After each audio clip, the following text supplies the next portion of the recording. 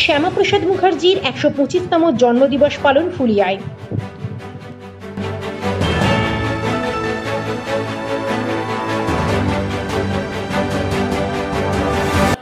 Our channel content only for education and information purposes. We do not promote any violence, criminal activity, crime against women, or self-injuries and communal disharmony.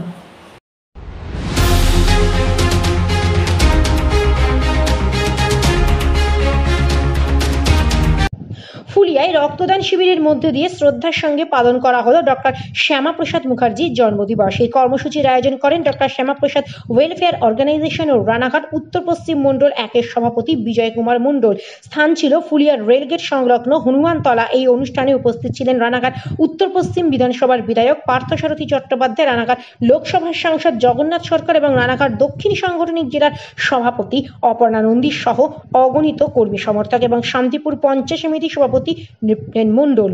এছাড়াও উপস্থিত ছিলেন শান্তিপুর মণ্ডল ২-এর সভাপতি গৌরাঙ্গ বিশ্বাস, BJP নেতা নির্মল বিশ্বাস, BJP মুখপাত্র সোমনাথ কর সহ বহু নেতাকর্মী। এই অনুষ্ঠানে তারা অংশ নেন। ওই রক্তদান শিবিরে সাধারণ মানুষের অংশগ্রহণ ছিল চোখে পড়ার মতো। সংখ্যালঘু সম্প্রদায় ও মহিলারাও স্বতঃস্ফূর্তভাবে রক্তদান করেন। শিবিরের মাধ্যমে সমাজের প্রতি দায়বদ্ধতা এবং মানবিক মূল্যবোধ তুলে ধরা হয়। এই উদ্যোগ শুধু রক্তদানের মধ্যে সীমাবদ্ধ ছিল না, এটি ছিল একটি সামাজিক বার্তা।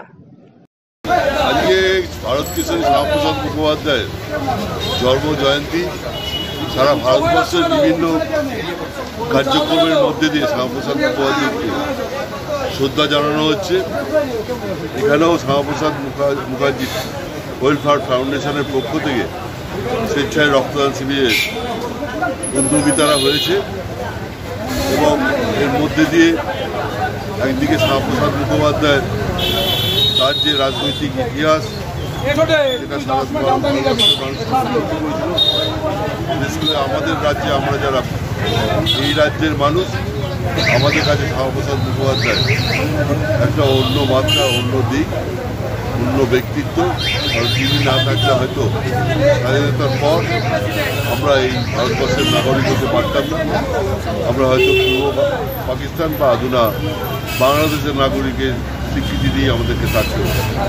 1947 সালে এদিকে দৃঢ়তার সঙ্গে দাঁড়িয়ে শ্যামাপ্রসাদ মুখোপাধ্যায় আমাদের এই নদিয়া, মুর্শিদাবাদ, মালদাকে ভারতবর্ষের মধ্যে একবার যে প্রচেষ্টা চালিয়েছিল এবং তাতে সফল হয়েছিল, তার মধ্যে দিয়েও আজকে আমরা ভারতবর্ষের নাগরিক হয়েছি। এই বিশেষ দিনে কেন রক্তদানটা বেছে নিলেন? রক্ত আমাদের শরীর থেকে যোগান দিতে হবে, এটা আমাদের একটা সামাজিক দায়বদ্ধতা।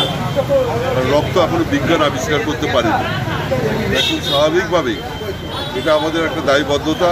আমরা যারা ভারতীয় জনতা পার্টির সঙ্গে আছি, আমরা প্রতিনিয়ত আমরা যেমন আন্দোলনের মধ্যে থাকি, রাস্তায় থাকি, মানুষের সাথে থাকি, পাশে থাকি, তার পাশাপাশি আমরা আমাদের সামাজিক দায়বদ্ধতার কথা মাথায় রেখে আজকের এই পবিত্র দিনে এই দিনটি এরা বেছে নিয়েছে রক্তদান।